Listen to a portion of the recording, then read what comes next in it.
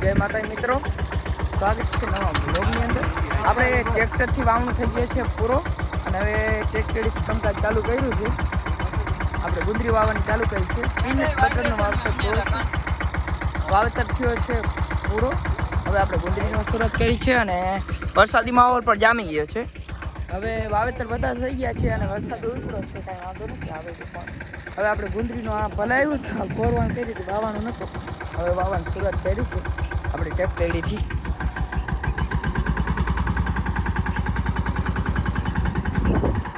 રાજેશભાઈ, હા બોલો બોલો. જો હમણાં ચાલુ કર્યું આપણે વાવેતર સવાર અને હાલે છે, નાની હાલે છે. આમ દેખાડ બધા યા ગુંદરી આજે રપટો ને આવશે એટલે એ નામી થઈ જાય. વરસાદ હવે કેટલા દિવસમાં આવશે? વરસાદ હવે બે ચાર 5 દીમાં આવી જાય. બસ આ વાતાવરણ એમ કે છે 1-2 દીમાં એનો આગમન થઈ જાય. વાદળ સામે ક્યાંય તપ દેખાતું જ નથી. હવે નાની મિની ટ્રેક્ટરથી વાવેતર ચાલુ કર્યું છે. યુવરાજ મહિન્દ્રાની જે આવે છે, મહિન્દ્રા 215.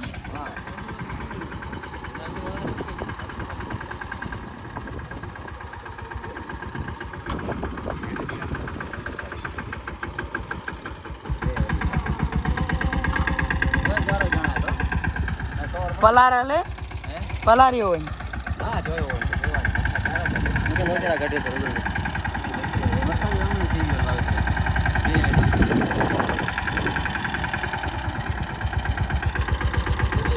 તમે ઝીણી ઝીણી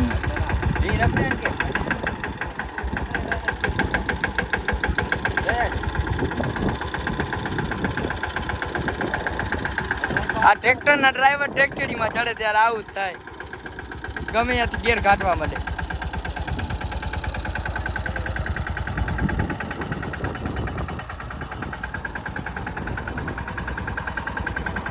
બિયારણ તો સારું પડે છે.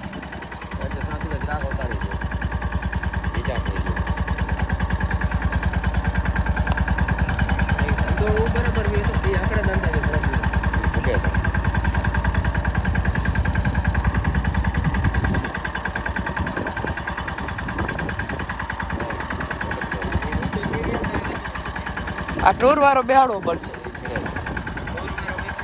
હા, થોડોક અંતર રહી ગયો.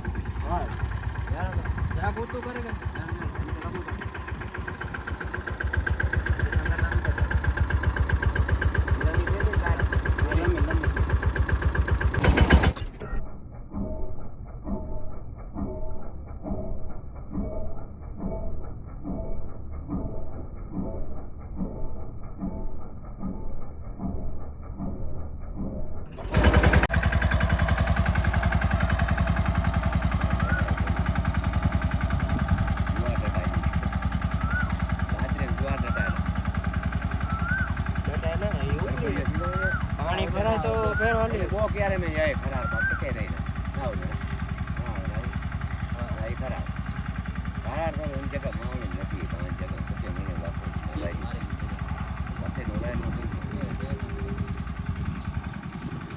એ બીજું ઘટાય તો જાય.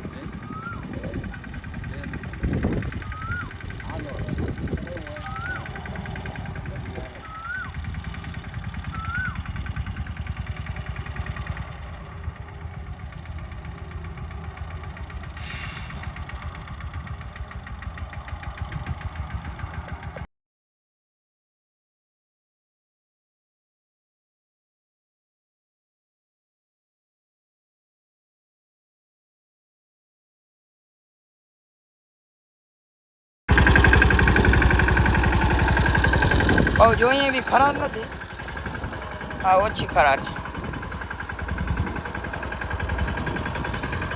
બસ આવી રીતે હવે વાવણો પૂરો કરવાનો છે એટલે હવે આદુ ઘાસમાં કાઢવાનું છે. આપણે વાવણો બસ